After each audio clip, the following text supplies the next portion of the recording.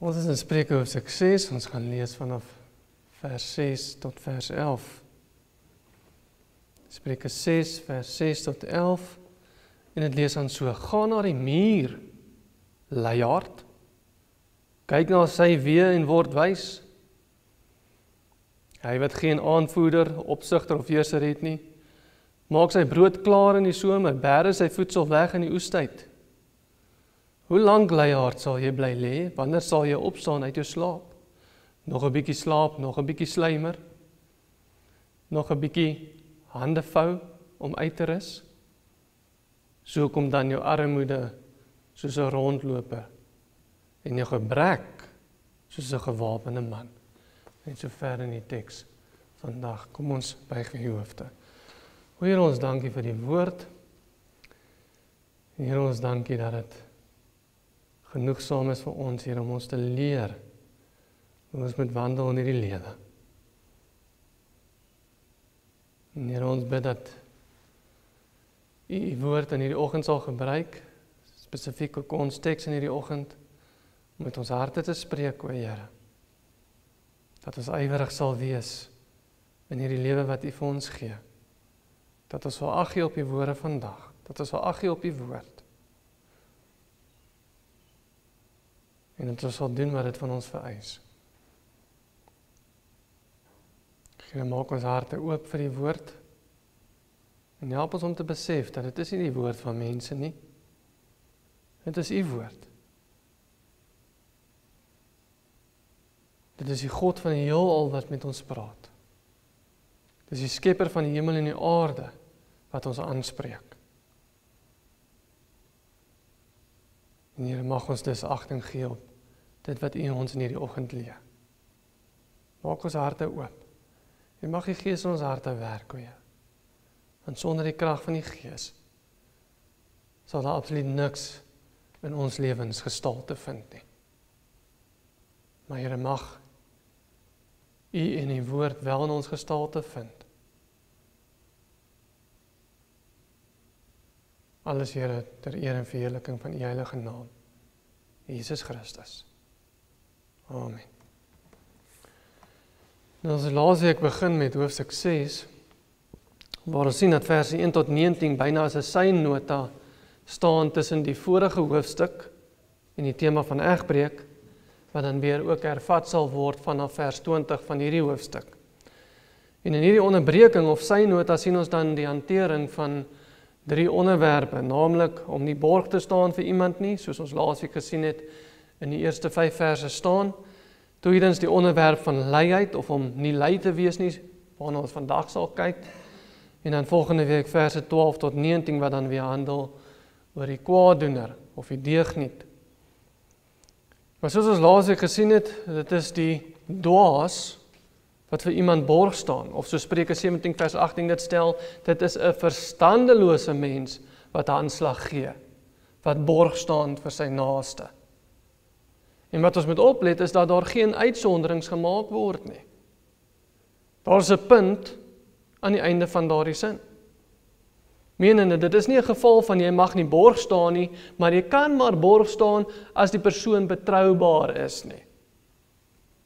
Of jy mag nie borg staan nie, behalwe as dit jou kind is, en jy weet dat hy of sy jou nie gaan indoen nie, dan kan jy maar borg staan. Nee. Dit is 'n alomvattende, alle-inklusiewe stelling wat gemaak word, en daar is nie uitsonderings wat tot hierdie reël gemaak word in die woord nie. En daarom praat vers 1 spesifiek ook van jou naaste, vir wie jy nie eers moet borg staan nie. En soos die teks dan lei, indien jy wel vir jou naaste borg gestaan het, doen alles in jou vermoë om uit daardie verpligting uit te kom, gaan verneder jouself voor daardie persoon as jy moet, want solank as wat jy onder daardie verpligting staan, solank is jy ook niks beter as 'n dier wat in gevangenis is nie, sê die skrif vir ons. Maar ons kom dan by die onderwerp volgende van luiheid. Ons begin om te lees in verse 6 tot 8, waar staan: Gaan na die muur, luiaard, kyk na sy weë en word wys. Hy wat geen aanvoerder, opsigter of heerser het nie, maak sy brood klaar in die somer, bære sy voedsel weg in die oestyd. En wat ons eerstens sal oplet, is dat die Here gereeld die diereryk gebruik as voorbeelde waaruit ons kan en moet leer. Die skepping is in baie gevalle juist daar om ons te leer hoe die Here dinge ontwerp het om te wees. En dit maak sin, want dit is God se skepping. Sal die Here 'n skepping maak wat nie ooreenkomstig is met sy ontwerp vir dinge nie? Natuurlik nie. Maar juis omdat hy alles gemaak het en volgens sy welbehaag geskep het, en daarna gekyk het en gesê het, dit is goed, soos ons onder andere lees in Genesis 1 vers 31 waar staan, toe sien God alles wat hy gemaak het, en dit was baie goed, kan ons ook na daardie einste skepping kyk, en nie net die heerlikheid van die Here herken nie, soos ons lees in Psalm 19 vers 2 nie, maar ook sy ontwerp vir hoe dinge behoort te werk. Ons is geneig om na die skepping te kyk. En soos ek sopas genoem het, en dis nie 'n slegte ding nie, om te sê, hoe die skepping die heerlikheid van die Here verkondig. En dit is ook gewoonlik waarop ons klem lê, want die skrif sê dit ook. Maar dit is nie al wat die skepping doen nie. Nee, die skepping verkondig nie net die heerlikheid van die Here nie, die skepping leer ons ook wat God se ontwerp by nature is. Job sê, in Job 12 vers 7 tot 9, maar vra tog vir die diere, dat hulle jou leer, en die voëls van die hemel, dat hulle jou te kenne gee, of spreek die aarde aan, dat dit jou leer, en laat die visse van die see jou vertel. Wie weet nie deur al hierdie dinge, dat die hand van die Here dit gemaak het nie. Die skepping en die diere is daar om ons kennis te gee en om ons wysheid te leer. Waarvan? Van die Skepper self. En wat vir hom behaaglik is en wat nie vir hom welbehaaglik is nie. Want hy het dit gemaak, volgens sy welbehaag. En die natuur van dinge kan ons leer oor wat natuurlik is en wat nie natuurlik is nie. Ons leer uit die natuur wat natuurlik is. En ons leer van die natuur af as iets onnatuurlik is. Die natuur leer ons dit. Jesus self gebruik die voëls om sy disippels te leer dat die Here vir ons sorg. En dat ons nie bekommerd hoef te wees nie. Hy sê in Matteus 6 vers 26, kyk na die voëls van die hemel. Hulle saai nie en hulle maai nie en hulle bring nie bymekaar in skure nie. En tog voed julle hemelse Vader hulle. Is julle nie baie meer werd as hulle nie? En sy gevolgtrekking dan in verse 31 tot 33 sê, daarom moet julle heel nie kwel en sê, wat sal ons eet of wat sal ons drink of wat sal ons aantrek nie, want na al hierdie dinge soek die heidene, want julle hemelse Vader weet dat julle al hierdie dinge nodig het, maar soek eers die koninkryk van God en sy geregtigheid en al hierdie dinge sal vir julle bygevoeg word. Hy gebruik die skepping. En ons sal nog terugkom na die teks toe. Maar as jy wonder oor dinge soos homoseksualiteit, buiten die feit dat die skrif ons uitdruklik sê dat dit 'n gruwel is, hoef ons bloot net te kyk na hoe die Here die diere geskaap het, naamlik mannetjie en wyfie. En die Here het gesê, dit is goed. Daarom het Noag nie 2 bulle op die ark geneem nie, maar 'n bul en 'n koei. Maar selfs dit is te moeilik vir sommige om te verstaan. Paulus verwys na die skepping, wanneer hy sê in 1 Korintiërs 11 vers 14, of leer ook die natuur self julle nie, dat as 'n man lang hare dra, dit vir hom 'n oneer is nie. Hy gebruik die natuur om dit te staaf. Want God het dit ontwerp, volgens sy behaag. Die skepping het baie om ons te leer. Ons moet net geleer wil word. Maar ons sal net geleer word wanneer ons altyd in gedagte hou die feit dat dit God is wat alles gemaak het. En aangesien dit hy is wat alles gemaak het, kan die skepping nie anders as om volgens sy ontwerp te wees nie. Dit kan nie anders nie. Hy het dit gemaak, so dit moet volgens sy ontwerp wees. Want hy is die een wat dit ontwerp het. Ons moet bloot net ag gee op sy ontwerp. Dit is die goddelose wêreld wat nie ag gee op die natuurlike saak van dinge nie. Byvoorbeeld, dit is die goddelose wat man se testosteroonvlakke wil afbring en vrouens se testosteroonvlakke weer wil meer maak. Dit is die goddelose wat mans en vrouens wil verander en vrouens en mans, want dit is nie hoe God dit ontwerp het nie. Want hierdie twee, die man en die vrou, is ooglopend vir baie definitiewe en verskillende redes gemaak. En so ook om verskillende rolle te vervul. En die natuur leer dit vir ons. Ons kan dit sien in die natuur. Maar omdat die skepping God se ontwerp en die natuurlike saak van dinge verkondig, kan Salomo ook sê, gaan na die muur. Hy kan dit sê. Want die muur is volgens God se ontwerp. Gaan na die muur. Luiaard, kyk na sy weë en word wys. Hy kan na die natuur verwys en sê, gaan na die natuur om wysheid te kry, want dit is God se natuur. Die persoon wat wys word, is die persoon wat God se skepping in ag neem, en die feit in ag neem dat die skepping 'n skepper het. En daardie skepper het die skepping volgens sy ontwerp. En daardie ontwerp is goed in sy oë. Hy het alles geskape en hy het gesien en gesê, dit is goed. En die persoon wat gaan wys word, is die persoon wat juist daarop dan gaan ag gee. Maar so sien ons nie in God se skepping dat daar enigiets in die natuur is wat nie moet arbei vir hulle kos nie. Dis die uitsondering, miskien die hond by die huis. Maar is niks in die natuur wat nie moet arbei vir sy kos nie. Mure moet insamel, leeu's moet jag, bokke moet gras soek, voëls moet neste bou en wurms soek, ensovoorts. Want dit is God se ontwerp. En as hulle nie daardie dinge doen nie, wel dan sterf hulle van die honger. Maar die Here sê dieselfde geld vir die mens. Want dis sy ontwerp.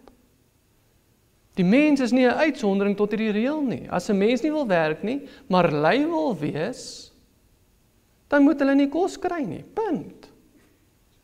Paulus sê in 2 Tessalonisense 3 vers 10, want ook toe ons by julle was, dis nou in Tessalonika, maar ook toe ons by julle was, het ons julle dit altyd beveel.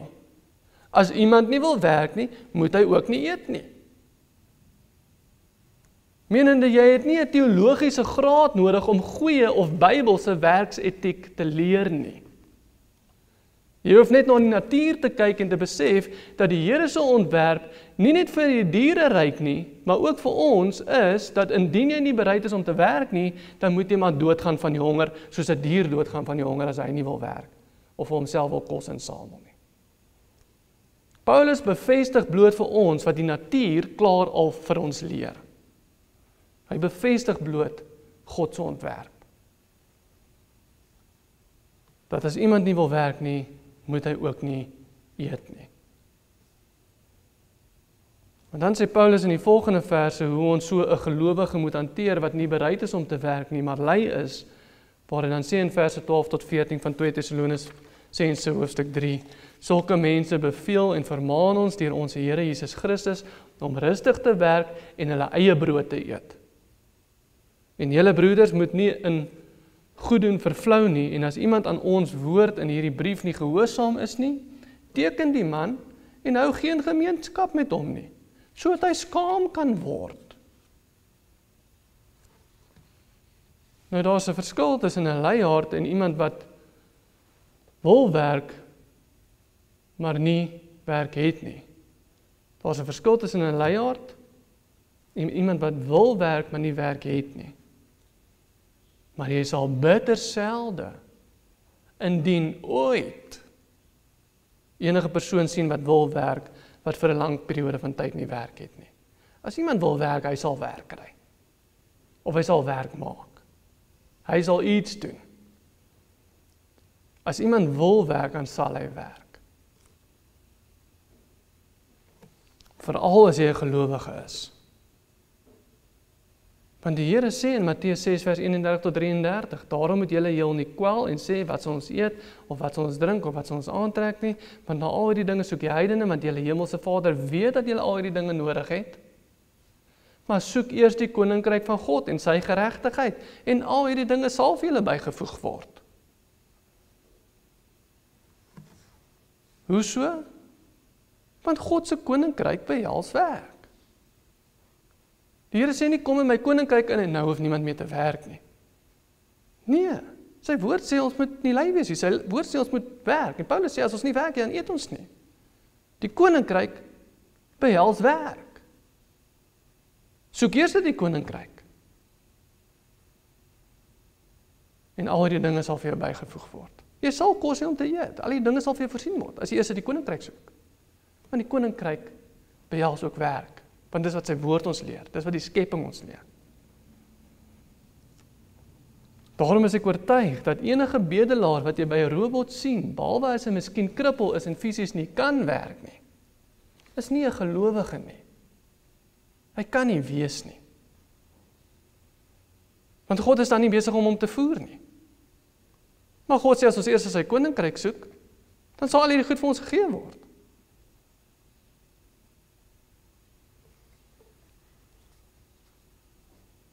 As jy eers die koninkryk van God soek en sy geregtigheid, sal jy ook besef dat dit ongeregtigheid is om lui te wees. Maar as jy eers die koninkryk van God soek en sy geregtigheid, sê die skrif, dan sal daar ook vir jou voorsien word, maar die Here voorsien nie buite werk nie. Hy voorsien nie, inteendeel Paulus sê vir ons mag nie voorsien die persoon wat lui is nie. Laat hy skaam kan word. As jy werklik die Here se koninkryk soek, dan sal daar ook werk wees om te doen, want deel van sy koninkryk se ontwerp, volgens die ontwerp van die skepping, sluit werk in. Want die persoon wat lui is, sê Paulus, moet nie eet nie. En as hy 'n gelowige is, maar lui is, vermy hom, sodat hy skaam kan raak, maar moenie vir hom kos aandra nie. Want so Spreuke 19 vers 15 ook vir ons leer, luiheid laat in 'n diep slaap val, en een wat traag is, moet honger ly. Hy moet honger ly. Wat dis ook beteken dat as jy vir 'n luiaard kos aandra, dan sondig jy, want jy sterk en help hom in sy sonde, en jy tree direk teenstrydig met die woord op. Want die Bybel leer ons, as hy lui is, behoort hy honger te ly.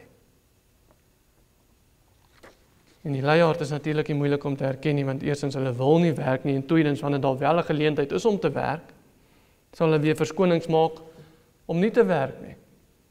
Soos die belaglike verskoning wat ons ook lees in Spreuke 22 vers 13, waar staan, die luiaard sê, daar is 'n leeu buitekant, ek kan in die middel van die strate gedood word. En die luiaard dink ook nie vooruit nie, soos ons lees in Spreuke 20 vers 4, waar staan, in die herfs ploeg die luiaard nie, en verlang hy iets in die oestyd, dan is daar niks nie. En nie net is die ploegtyd moeite nie, maar die oestyd is ook moeite. Ploeg en oes is moeite. Want so Spreuke 10 vers 4 tot 5 ons sê, hy word arm wat met 'n slap hand werk, maar die hand van die yweriges maak ryk. Hy wat in die somer insamel, is 'n verstandige seun. Hy wat in die oes slaap, is 'n seun wat skande maak. Wat beteken dat daar in elke seisoen iets is om te doen. Maar ook dat die persoon wat dit nie doen nie, 'n seun van skande is. Daar's iets in ploegtyd om te doen en daar's iets in oestyd om te doen. Beide is moeite. Maar die een wat dit nie doen nie, hy is 'n seun van skande. Skande vir wie? Vir homself en vir sy ouers. Dis hoekom met van die seun praat. Hy is 'n skande. En daarom rus daar 'n verpligting op ouers om ons kinders te leer om nie lui te wees nie. Want nie net gaan hulle 'n skande bring oor hulle self en oor jou as 'n ouer nie, jy doen hulle ook 'n onreg aan deur om hulle te leer hoe om te sondig. As jy nie vir hulle goeie werksetiek leer nie en leer dat die Bybel vir ons sê, jy moet werk, anders gaan jy honger ly, inteendeel jy moet honger ly. En jy doen jou kind 'n onreg aan as jy hulle nie leer om te arbei nie. En as jy hulle leer hoe om lui te wees. En daar is 'n groot moontlikheid dat hulle ook in die toekoms gaan honger ly indien hulle nie leer om fliks te wees nie. Josef was 17 jaar oud toe hy skape opgepas het, ver weg van die huis af. Dawid was nog 'n seun toe hy sy pa se skape opgepas het. En selfs later van tyd, toe sê Saul nog vir Dawid in 1 Samuel 17 vers 33, toe hy later van tyd teen Goliat wou kom veg, jy kan nie na hierdie Filistyn gaan om teen hom te veg nie, want jy is 'n seun.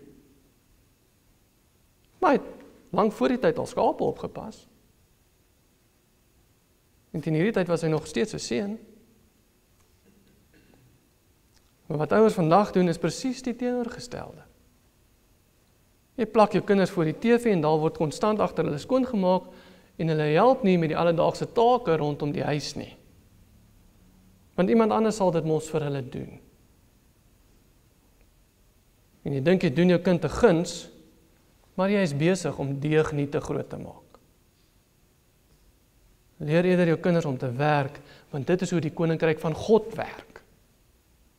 Dit is hoe dit ontwerp is. En die Here het gesê, dit is goed, dat dit so ontwerp is. Want ons sal ook oplet dat van die begin van tyd af, was ons al geskape gewees om te werk. Genesis 2 vers 15 sê, toe het die Here God die mens geneem en hom in die tuin van Eden gestel, om dit te bewerk en te bewaak. En dis nog voor die sondeval. Dis nog voor daar enige sonde was. Toe was hulle werk al om te werk. Dit was die doel. En wanneer Kolossense 3 vers 23 tot 24 vir ons sê, en wat julle ook al doen dit van harte soos vir die Here en nie vir mense nie, omdat julle weet dat julle van die Here die erfenis as vergelding sal ontvang, want julle dien die Here Christus, dan maak dit die aanname dat ons werk. Dit maak die aanname dat ons werk. Daarom sê dit, wat ook al julle doen dit ter harte van vir die Here. Daai skrif maak die aanname dat ons klaar werk. Maar wat ook al wat is wat jy doen dit van harte soos vir die Here. En dit kan daardie aanname maak dat ons werk, want dit is die ontwerp van die begin van tyd af. Naamlik dat ons moet werk. Ja, sê sommige, maar my werk is sinneloos. Of my werk beteken niks vir niemand nie. Of daar is geen bevordering in sig vir die posisie waarin ek tans is nie. Dit is sinneloos om te doen wat ek nou doen. Maar die realiteit is, dit is nie sinneloos nie. Want die Bybel leer ons nie, dat jy 'n dwaas en 'n deugniet is, as jy in jou oë 'n sinnelose werk het nie. Die Bybel sê nie, jy is 'n deugniet omdat jy 'n sinnelose werk het nie. Dit doen nie. En die Bybel leer ons nie, dat jy 'n dwaas en 'n deugniet is, as jy in 'n werk sit waar daar geen bevordering is nie. Dit staan nêrens nie. Nêrens noem dit jou 'n afvallige, as jy in 'n werk sit wat nie 'n bevordering het nie, of wat nie goed betaal nie. Al wat die Bybel ons leer, is dat jy 'n deugniet en 'n dwaas is, as jy lui is en nie wil werk nie. Dis al. Jy is 'n deugniet as jy nie wil werk nie. En dis al wat die Bybel vir ons leer. En daarom sê die teks, soos ons sopas gelees het, en wat julle ook al doen, doen dit van harte soos vir die Here, en nie vir mense nie. Die werk wat jy doen vir 'n lewe, is irrelevant vir die Here. Dis absoluut irrelevant. Al wat saak maak vanuit 'n Bybelse perspektief, is hoe jy dit doen. Van die straatveer, wat sy werk van harte vir die Here doen, is beter af, as die goddelose eienaar van die grootste maatskappye in die wêreld, wat dit nie vir die Here doen nie.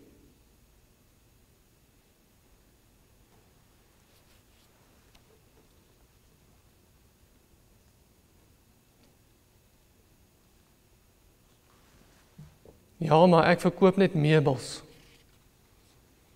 En wat help dit mense?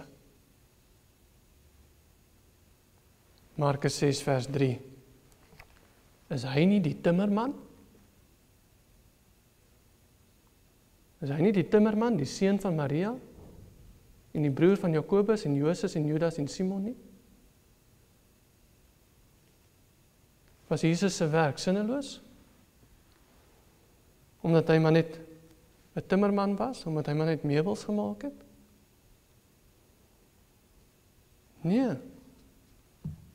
Dit het kos op die tafel gesit. En Christus het gekom om alle geregtigheid te vervul. En geregtigheid behels ook om te werk, ongeag wat se werk dit is. En hy het geregtigheid kom vervul. Paulus was 'n tentmaker. Het sy tente mense se lewens verander? Het sy tente enige deurbraak tegnologie ontwikkel vir die behuising van die toekomstige geslagte? Nee. Hy het 'n doodgewone tente gemaak.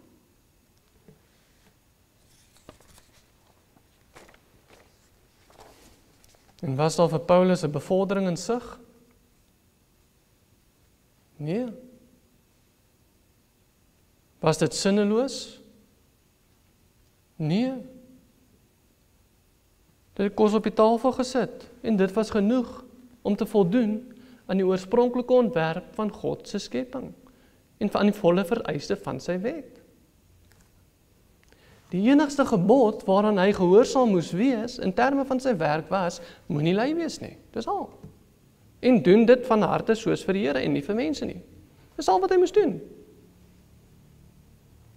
Dit is al wat al van ons vereis word. Kan jy ander mense se huise skoonmaak of strate vee en dit van harte doen soos vir die Here? En nie lui wees terwyl jy dit doen nie? Ja, jy kan. Want dan het jy die volheid van die wet vervul. In terme van jou werksetiek.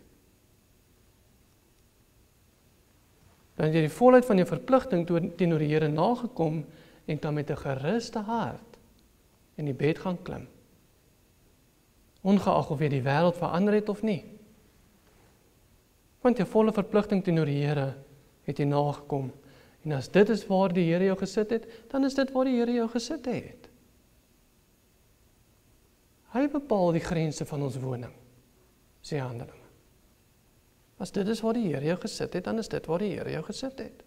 Doen dit van harte soos vir die Here. Selfs as jy 'n slaaf was, sê Paulus nie, jy moet 'n optog reël teen slawerny. En ons sal jou help plakate maak teen slawerny en so gaan ons die wêreld verander nie. Paulus sê nie dit nie. Nee, Paulus is stoepstil daaroor. Wat Paulus wel sê, is dat as jy 'n slaaf is, dan is jy 'n slaaf. En so moet jy ook bly, tensy daar dalk 'n geleentheid is vir jou om vry te kom, dan kan jy dit gebruik. Maar as daar nie 'n geleentheid is om vry te wees nie, en jy is 'n slaaf, dan is jy 'n slaaf. En ons het laasweek in Filemon gelees, waar Paulus vir Filemon skrywe, aangaande Filemon se slaaf Onesimus. Maar wat Paulus nie doen nie, is om vir Onesimus te sê, dit is goed dat hy van sy meester af weggehardloop het, en nou kan ons met die betogings begin nie. Paulus doen nie dit nie. Nee, hy stuur Onesimus terug na Filemon se eienaar toe, want Filemon is sy eienaar, Onesimus is sy slaaf. Hy moet gaan. En soos Paulus ook sê in 1 Korintiërs 7 vers 20 tot 21, laat elkeen in die roeping bly waarin hy geroep is. Is jy as 'n slaaf geroep?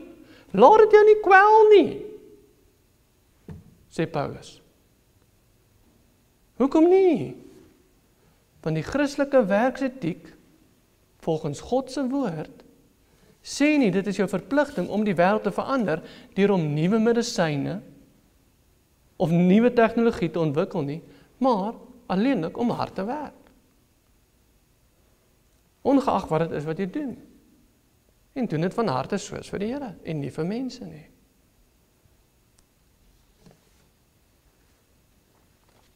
Ongeag of jy 'n timmerman is, en of jy 'n tentmaker is, en of jy 'n straatveer is, en ja, selfs as jy 'n slaaf is. Doen dit van harte soos vir die Here. En dis al wat daar van ons vereis word. En dit is genoeg. As die Here jou vir iets merkwaardigs wil gebruik, dan sal hy jou gebruik. Maar dit is sy reg en sy besluit of hy jou wel wil gebruik vir iets of nie. Hy kan besluit. En as hy jou nie vir iets merkwaardigs in hierdie lewe wil gebruik, vanaf 'n menslike oogpunt nie, dan doen hy jou geen onreg aan nie. Maar wat die Here definitief nie gaan doen nie, is om 'n leier te gebruik nie. Want die Here gaan nie teen sy eie woord en teen sy eie ontwerp gaan nie. Want die Here sê tog in Lukas 16 vers 10 tot 12, hy wat getrou is in die minste, is ook in die groote getrou. En hy wat onregverdig is in die minste, is ook in die groote onregverdig. As julle dan nie getrou was in die onregverdige mammon nie, wie sal julle die ware goed toevertrou? En as julle nie getrou was in 'n ander se goed nie, wie sal aan julle eie gee? As jy nie getrou was in onbenullige werk nie, onbenullig in jou oë, moet nie onder die indruk wees dat jy net langer moet wag voordat die Here jou vir groot dinge gaan gebruik nie. Maar selfs al gebruik die Here jou nie vir groot dinge nie, dit maak nie saak nie. Want ons behaag nie die Here deur om groot dinge vanaf 'n menslike perspektief te bereik nie. Dis nie hoe ons die Here behaag nie.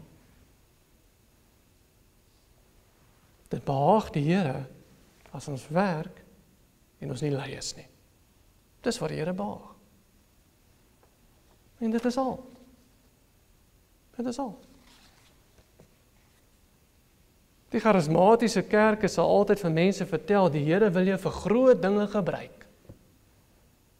Hulle sal sê, die Here het groot planne vir jou lewe. Jy gaan nog wonderlike dinge bereik. Sê wie? Sê wie? Nêrens beloof die Here dit vir ons nie. Sorry. Al wat die Here wil hê, is dat wat jy ook al doen, selfs al is jy 'n slaaf, dat jy nie lui is nie, en dat wat jy ook al doen, jy dit van harte vir die Here doen. Dis al. En dit is genoeg om die Here te behaag, en om die Here te behaag, behoort goed genoeg te wees vir ons. Want wat meer wil jy hê? As jy nie lui is nie, maar jy werk mooi hard, en jy doen dit ter harte vir die Here, dan behaag dit die Here. En dit behoort goed genoeg te wees vir ons.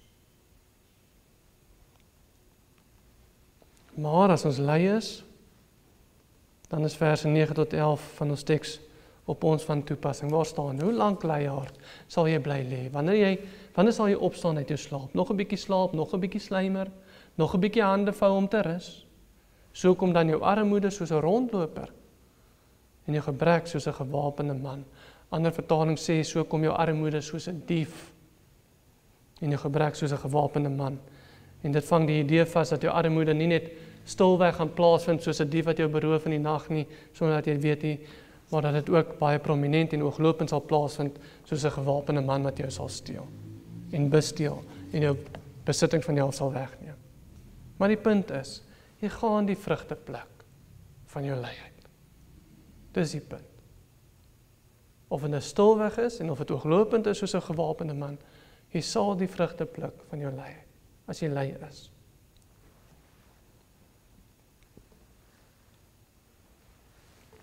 Maar om af te sluit. Die skepping insluitend die diereryk leer ons duisende dinge. Dit leer ons duisende dinge. As ons bloot net besef dat die skepping deur God se ontwerp geskape is. En as ons dit besef, dan sal dit ook nie moeilik wees om na die skepping te kyk en te verstaan wat ons verpligting is nie, of hoe dinge behoort te werk nie. As ons na die ontwerp van die skepping kyk, is dit ooglopend dat ons moet werk. En daar is 1000 ander dinge wat die skepping en die diereryk ons leer. Dinge soos sorg vir jou eie kinders, maak jou eie kinders groot, moeders, sorg en sorg julle kinders. Want waaronder die diereryk sien jy dat enige dier hulle kinders vir 'n ander dier gaan aflaai. Jy sien dit nie. Of dinge soos, daar's 'n spesifieke ontwerp vir die vroulike geslag, en daar's 'n spesifieke ontwerp vir die manlike geslag. Jy sien dit in die skepping. Mans is die leiers, vrouens is nie. En die natuur leer ons hierdie dinge. Want die Here het nie die natuur sonder 'n baie spesifieke ontwerp nie. Dag en nag leer ons, daar's 'n tyd om te werk en daar's 'n tyd om te slaap en te rus. God se skepping leer ons dat 'n week 7 dae het en daar's 'n dag wat ons moet vat om te rus.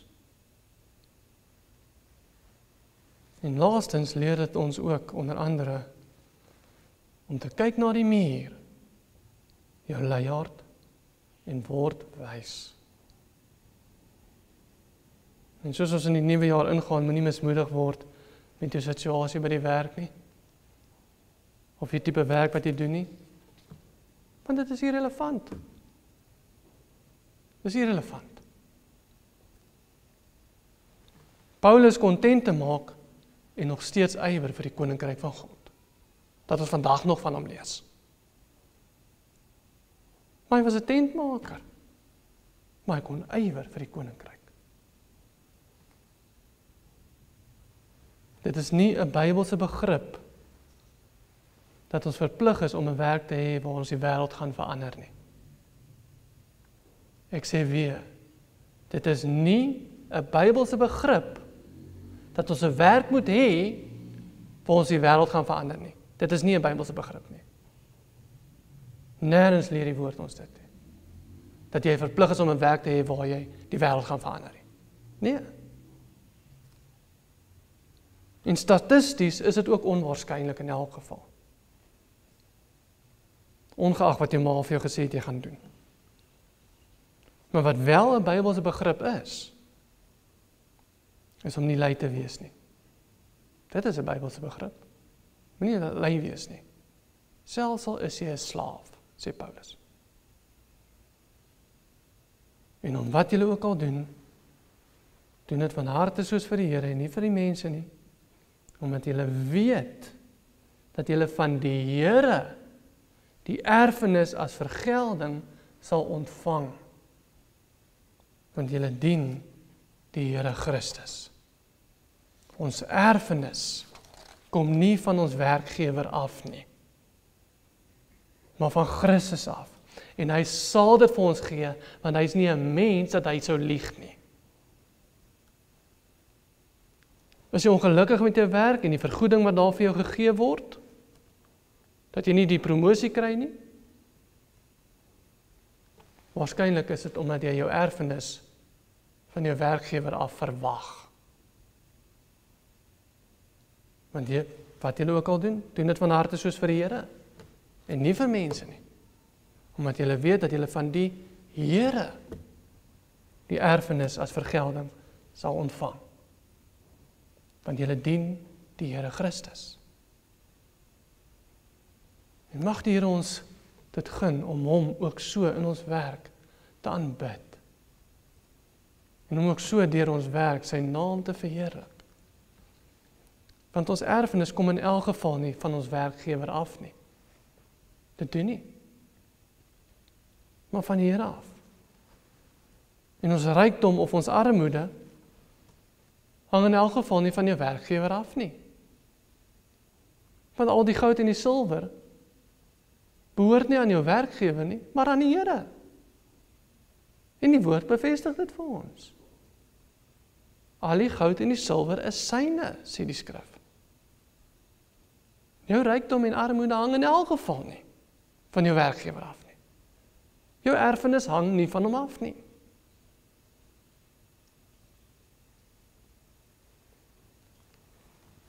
Ons erfenis is in die Here.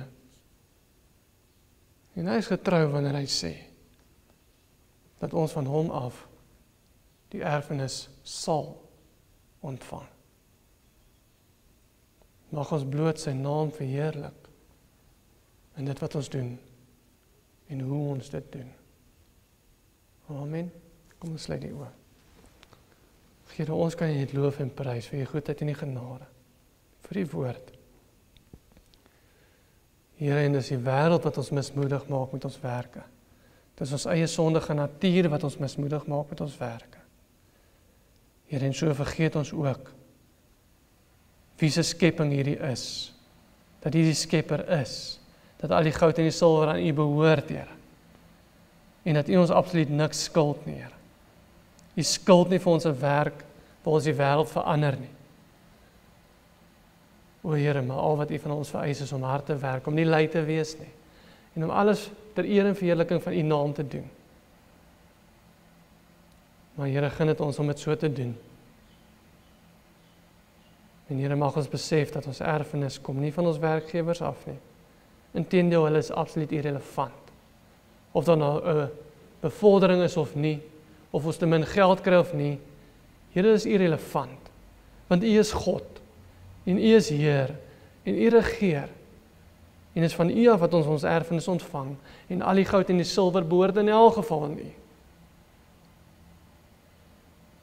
Maar o Here, mag ons dit besef. Mag ons begrip hê, Here, dat hierdie skepping is U sin. U is koning. U regeer. En Here, gun dit ons om nie lui te wees nie, maar om te ywer vir U naam, dat selfs deur ons werke U naam verheerlik mag word. Al is dit net die manier hoe ons die werk doen. Alle lof, alle eer, alle glorie kom U naam toe vir die goedheid en die genade, Here, dat U wel vir ons werke gee. Maar o Heer, wees met ons hierdie jaar, om alles ter eer en verheerliking van U naam te doen. Mag U naam verheerlik word, en mag U koninkryk bevorder word, ja, selfs deur ons werke. In U naam alleen vir ons het, Here, nie omdat ons dit verdien nie, maar omdat U genade so groot is. In die naam van Jesus Christus. Amen.